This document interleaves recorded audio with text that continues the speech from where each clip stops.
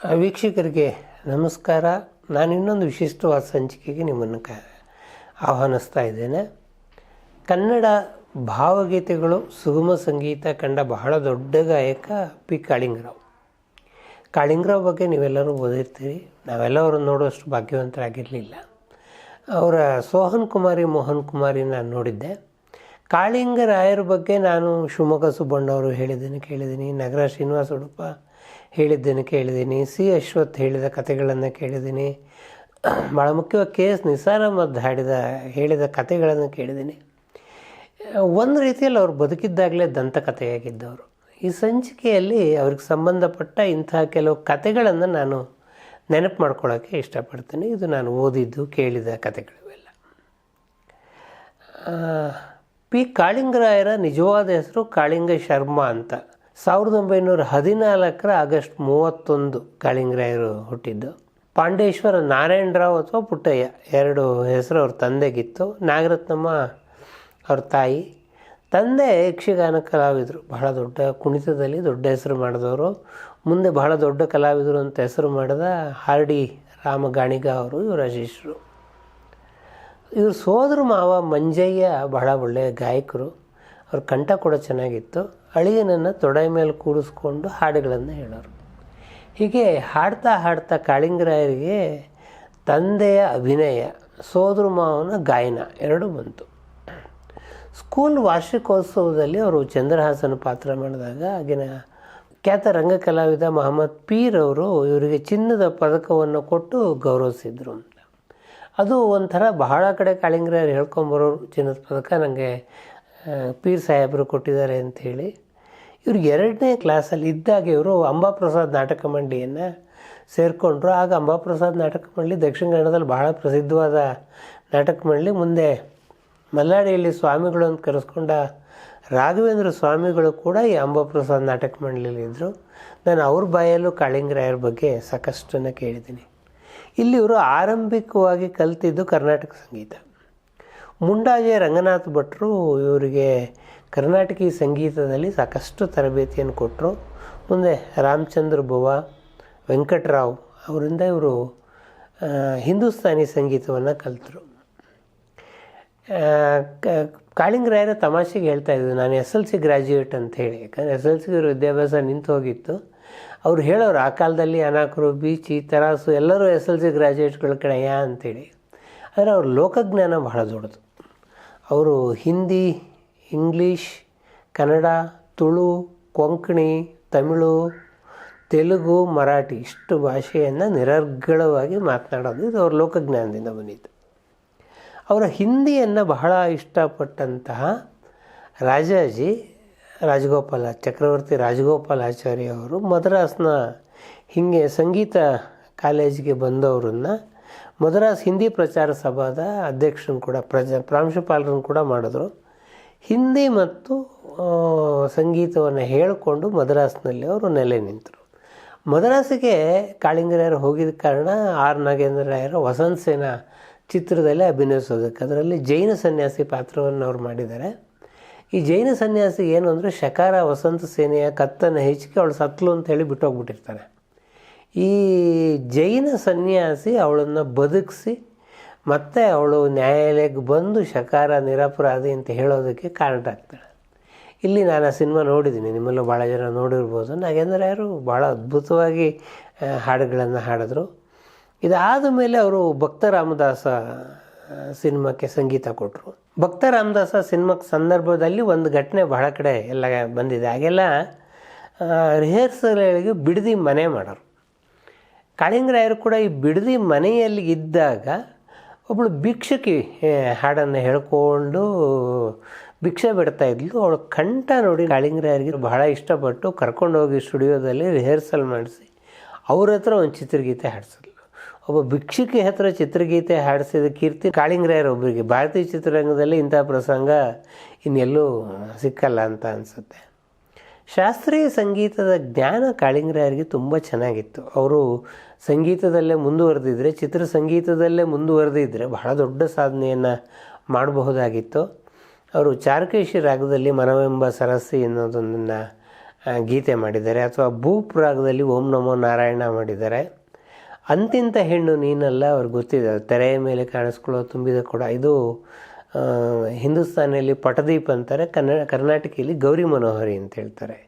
ಈ ರಾಗದಲ್ಲಿರ್ತಕ್ಕಂಥ ಹಾಡುಗಳು. ಇಂಥ ಅದ್ಭುತ ಪ್ರಯೋಗಗಳನ್ನು ಮಾಡಿದ ಕಾಳಿಂಗರಾಯರಿಗೆ ಕೃಷ್ಣಲೀಲಾ ಸಂದರ್ಭದಲ್ಲಿ ಕಣಗಲ್ ಪ್ರಭಾಕರ ಶಾಸ್ತ್ರಿಗಳು ಹೇಳ್ತಾರೆ.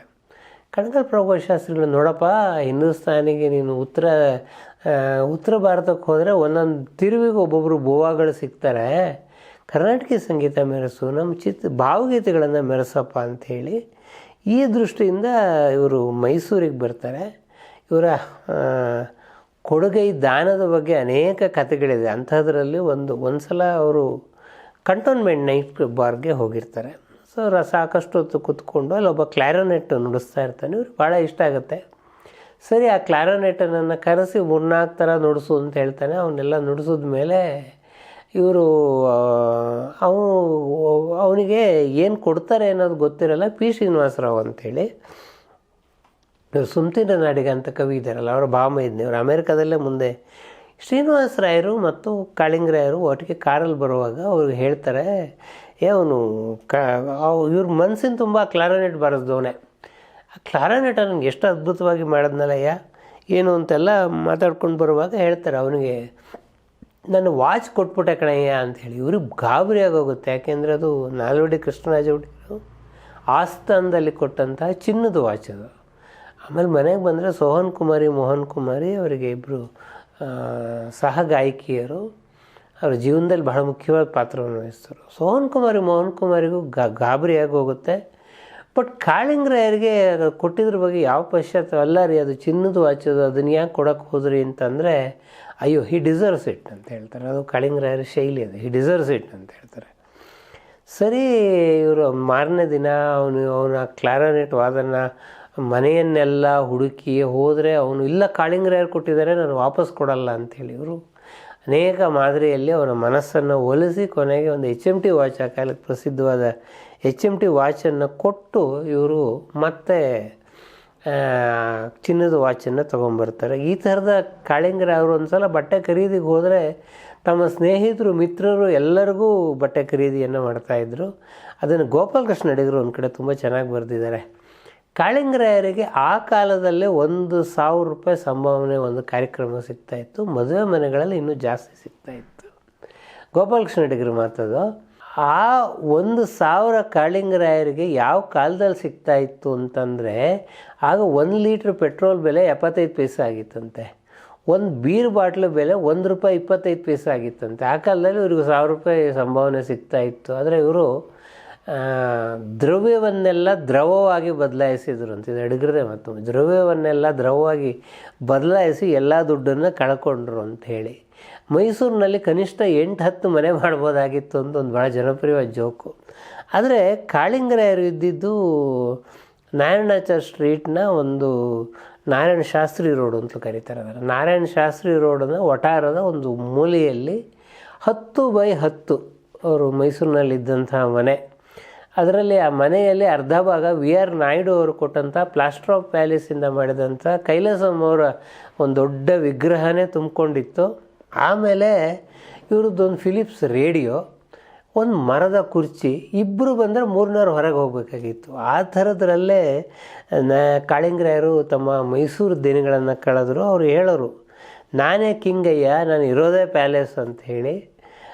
ಅವ್ರಿಗೆ ಕಾಳಿಂಗರಾಯರ ಫೋಟೋ ನೀವು ಯಾವುದನ್ನೇ ನೋಡಿ, ಸಂಪೂರ್ಣ ಕೋಟು ಬೂಟು ಟೈ ಇಲ್ಲದ ಕಾಳಿಂಗರಾಯರು ನೀವು ನೋಡೋಕ್ಕೆ ಸಾಧ್ಯ ಇಲ್ಲ. ಅವ್ರ ಹತ್ರ ಕನಿಷ್ಠ 1 ಡಜನ್ ಕೋಟುಗಳಿತ್ತು, ಬೇರೆ ಬೇರೆಯ ಮಾದರಿಯ ಶಾಲುಗಳಿತ್ತು, ಟೈಗಳಿತ್ತು. ಇದನ್ನೆಲ್ಲ ಕಾಳಿಂಗರಾಯರು ಬೇರೆ ಬೇರೆ ಕಾರ್ಯಕ್ರಮಕ್ಕೆ ಬೇರೆ ಬೇರೆಯನ್ನು ಅವರು ಇಟ್ಕೊಳ್ತಾಯಿದ್ರು. ಅವರು ಬಹುಶಃ ಮನೆಯಲ್ಲಿ ಮಾತ್ರ ಅವರು ಜುಬ್ಬಾ ಪೈಜಾಮ ಅಥವಾ ಸಾಧಾರಣ ಪಂಚೆ ಉಟ್ಕೊಂಡಿದ್ದು ನೋಡ್ಬೋದಾಗಿತ್ತೇ ಹೊರತು ಯಾವತ್ತೂ ಕಾಳಿಂಗರಾಯರು ಸೂಟು ಬೂಟು ಇಲ್ಲದ ಕಾರ್ಯಕ್ರಮ ಕೊಡ್ತಾನೆ ಇರಲಿಲ್ಲ. ಕಾಳಿಂಗರಾಯರ ಅಭ್ಯಾಸ ಏನು ಅಂತಂದರೆ, ಅವರು ಬಲಗ್ತಾ ಇದ್ದಿದ್ದೆ ಮಧ್ಯರಾತ್ರಿ 2 ಗಂಟೆವರೆಗೆ. ಅವರು ಮನೆಗೆ ಬಂದ ಮೇಲೆ ಎಲ್ಲ ಅವರು ಫಿಲಿಪ್ಸ್ ರೇಡಿಯೋವನ್ನು ಆನ್ ಮಾಡಿದ್ರೆ ಎಲ್ಲರೂ ಭಾರತ ದೇಶದಲ್ಲಿರುವ ಎಲ್ಲ ಆಕಾಶವಾಣಿ ಕೇಂದ್ರಗಳು ಕೂಡ ಇಂದಿನ ಕಾರ್ಯಕ್ರಮ ಮುಕ್ತಾಯವಾಯಿತು, ನಮ್ಮ ನಾಳೆಯ ಪ್ರಸಾರ 5:55 ಅಂತ ಹೇಳೋವರೆಗೂ ಕೇಳಿ ಅಲ್ಲಿಂದ ಮುಂದಕ್ಕೆ ಆಗ SW MW ಅಂತಿತ್ತು, ಮೀಡಿಯಮ್ ವೇವ್ಸು ಮತ್ತು ಶಾರ್ಟ್ ವೇವ್ಸ್ ಅಂತೇಳಿ. SW ಆನ್ ಮಾಡಿಕೊಂಡು ಅರೇಬಿಯನ್ ಸಂಗೀತವನ್ನು ಕೇಳೋರು ಅವರು. ಅರೇಬಿಯನ್ ಸಂಗೀತ ಅವ್ರಿಗೆ ಬಹಳ ಇಷ್ಟವಾದದ್ದು. ಅರೇಬಿಯನ್ ಸಂಗೀತವನ್ನೆಲ್ಲ ಕೇಳಿ ರಾತ್ರಿ 2:30-3 ಗಂಟೆಗೆ ಮಲ್ಕೊಳ್ಳೋರು. ಅವರಿಗೆ ಸೂರ್ಯ ನೆತ್ತಿಗೆ ಮೇಲೆ ಬರದೆ ಎಚ್ಚರಾಗಬಾರ್ದೆ, ಯಾವುದು ಸೂರ್ಯವಂಶದವ್ರು ನಾವು ಅಂತ ಹೇಳೋರು. ಅಂದರೆ ಸರಿ ಸುಮಾರು ಮಧ್ಯಾಹ್ನ 11:30-12 ಗಂಟೆಗೆ ಹೇಳೋರು. ಎದ್ದು ಕೂಡಲೇ ಒಂದು ಸ್ಟ್ರಾಂಗ್ ಡೋಸ್ ಕಾಫಿ ಬೇಕಾಗಿತ್ತು. ಈ ಕಾಫಿ ಆದ ಮೇಲೆ 1-2 ಸಿಗರೇಟ್ ಸೇದಬೇಕು. ಹಂಡೆಯಲ್ಲಿ ಸ್ನಾನ ಮಾಡುವ ಹಂಡೆಯಲ್ಲಿ ಅವರು ವೆಸ್ಟ್ರನ್ ಪರ್ಫ್ಯೂಮ್ಸನ್ನು ಹಾಕೋರು. ಪಾಶ್ಚಾತ್ಯ ಸುಗಂಧ ದ್ರವ್ಯಗಳನ್ನೆಲ್ಲ ಸಿಂಪಡಿಸಿ ಸ್ನಾನ ಮಾಡಿ ಆಮೇಲೆ ಇವರ ಕಾರ್ಯಕ್ರಮ ಅವತ್ತಿಂದ ಏನು ಅಂಥೇಳಿ ಸಾಯಂಕಾಲ 4 ಗಂಟೆಗೆ ಮುಂಚೆ ಯಾವ ಕಾರ್ಯಕ್ರಮನೂ ಒಪ್ಕೊತಾ ಇರಲಿಲ್ಲ. ಅವರ ಟೈಮ್ಸ್ ಸೆಟ್ ಆಗ್ತಾ ಇದ್ದಿದ್ದೆ ಹಾಗೆ. ಮತ್ತು ಇಷ್ಟೆಲ್ಲ ಬಹಳ ಸುರದ್ರೂಪಿಯಾದ ಕಾಳಿಂಗರಾಯರು ಬಹಳ ದೊಡ್ಡ ಎತ್ತರದ ವ್ಯಕ್ತಿ ಏನೂ ಅಲ್ಲ, ಒಂದು 5 ಅಡಿ 4 ಇಂಚು ಇದ್ದಂಥವರು. ಮತ್ತು ಅವರ ಮೀಸೆ ಅವರ ಯೌವನದ ದಿನದಲ್ಲಿ ಬಹಳ ಅದ್ಭುತವಾಗಿತ್ತು. ಕಾಳಿಂಗರಾಯರ ಸ್ವಭಾವ ಏನು ಅಂತಂದರೆ ನಿಂತು ಹಾಡೋದು. ಅವ್ರು ಯಾವತ್ತೂ ಕೂತು ಹಾಡೋದಕ್ಕೆ ಒಪ್ತಾನೇ ಇರಲಿಲ್ಲ. ಕೊನೆಗೆ ಅವ್ರ ಜೀವನದ ಕೊನೆ 2-3 ವರ್ಷಗಳಲ್ಲಿ ಸ್ಲಿಪ್ ಡಿಸ್ಕ್ ಆಯಿತು. ಆದರೂ ಕೂಡ ಅವರು ಕೂತ್ಕೊಂಡು ಹಾಡಲಿಲ್ಲ. ಕಾಳಿಂಗರಾಯರ ಕಚೇರಿಗಳು ಸಾಮಾನ್ಯಕ್ಕೆ ಹೇಗಿರೋದು ಅಂತಂದರೆ, ಉದಯವಾಗಲಿ ನಮ್ಮ ಚೆಲುವ ಕನ್ನಡ ನಾಡು ಇಂದ ಶುರುವಾಗೋದು. ಷಣ್ವಂತು ವಿಶ್ವೇ ಅಂತ ಹೇಳಿ 1-2 ಶಾಂತಿ ಮಂತ್ರಗಳನ್ನು ಹೇಳೋರು. ಅದೆಲ್ಲ ಆದಮೇಲೆ ಜನರ ಕಡೆಗೆಲ್ಲ ಒಂದು ಸಲ ಕಣ್ಣು ಹಾಡಿಸ್ಬಿಟ್ಟು ಅವರ ಕೋಟನ್ನು ತೆಗೆದು ಮೈಕಿಗೆ ಸಿಕ್ಕಿಸಿದ್ರು ಅಂತ ಹೇಳಿದ್ರೆ ಇಳಿದು ಬಾ ಶುರುವಾಯಿತು ಅಂಥೇಳಿ. ಇಳಿದು ಬಾಯ್ತಾ ಆದಮೇಲೆ KS ನರಸಿಂಹಸ್ವಾಮಿ ಕವನಗಳನ್ನು ಹಾಡೋರು. ನಮ್ಮೂರು ಚಂದವೋ ನಿಮ್ಮೂರು ಚಂದವೋದಲ್ಲಿ ಸುಮ್ಮನಿರಿ ನಮ್ಮನಾಕೆ, ಅದು ಕಾಳಿಂಗರಾಯರ ಹಾಡು ಕೇಳಿದವ್ರಿಗೆ ಗೊತ್ತಿರುತ್ತೆ. ಸುಮ್ಮನಿರಿ ಎಂದಳಾಕೆ ಅನ್ನೋದನ್ನು ಒಂದು 8 ಥರ ಹೇಳೋರು ಅವರು. ಇದಾದಮೇಲೆ KS ನರಸಿಂಹಸ್ವಾಮಿದು, ರಾಜರತ್ನಮ್ದು, ಕುವೆಂಪುದು ಎಲ್ಲ 1.5 ತಾಸು ಕಾಳಿಂಗರಾಯರ ಕಾರ್ಯಕ್ರಮ ನಡೆಯೋದು. ಇದು ಆದ ಮೇಲೆ ಮೋಹನ್ ಕುಮಾರಿ ಅವರು ಬರೋರು. ಅವರು ಬಂದ ಮೇಲೆ ಜನಪದ ಗೀತೆಗಳು ಶುರುವಾಗೋದು. ಮೂಡಲ್ ಕುಣಗಲ್ಕೆರೆ ಇವೆಲ್ಲ ಮೇಲೆ ಬ್ರಹ್ಮ ನಿಂಗೆ ಜೋಡಿಸ್ತೀನಿ ಇವೆಲ್ಲ ಬರೆಯೋದು. 3 ಗಂಟೆಗಳ ಅವರ ಕಾರ್ಯಕ್ರಮ 3 ನಿಮಿಷದ ಹಾಗೆ ಮುಗಿದು ಹೋಗೋದು. ಇದು ಕಾಳಿಂಗರಾಯರು ಕರ್ನಾಟಕದ ವಿವಿಧ ಭಾಗಗಳಲ್ಲಿ ಮಾಡಿದಂತಹ ಕ್ರಾಂತಿ. ಇಲ್ಲಿದ್ರೆ ಎಷ್ಟೋ ಕವಿತೆಗಳು ಇವತ್ತು ಜನರನ್ನು ಮುಟ್ತಾ ಇರಲಿಲ್ಲ. ಕುವೆಂಪು ಕಾಳಿಂಗರಾಯರ ಬಗ್ಗೆ ಒಂದು ಮಾತು ಹೇಳೋರು, ಅದು ಈಗ ಉಳಿದವರೆಲ್ಲ ಕವಿತೆಗಳನ್ನು ಹತ್ಕೊಂಡು ಹೋಗ್ತಾರೆ, ಕಾಳಿಂಗರಾಯರು ಹೊತ್ಕೊಂಡು ಹೋಗ್ತಾರೆ ಅಂಥೇಳಿ. ಅವರು ಆನೆ ಮೇಲೆ ಅಂಬಾರಿ ಕೂಡಿಸಿದ ಹಾಗೆ ಇವರು ಸಂಗೀತದ ಮೇಲೆ ಅಂಬಾರಿಯಲ್ಲಿ ಸಾಹಿತ್ಯವನ್ನು ಕೂಡಿಸ್ಕೊಂಡು ಕಾಳಿಂಗರಾಯರು ಕರ್ಕೊಂಡು ಬರ್ತಾರೆ ಅಂತ ಹೇಳೋರು. ಸೊ ಕಾಳಿಂಗರಾಯರ ವಿಷಯವನ್ನು ಇನ್ನೊಂದಿಷ್ಟು ಮುಂದಿನ ಸಂಚಿಕೆಯಲ್ಲಿ ನಾನು ಹೇಳ್ತೀನಿ.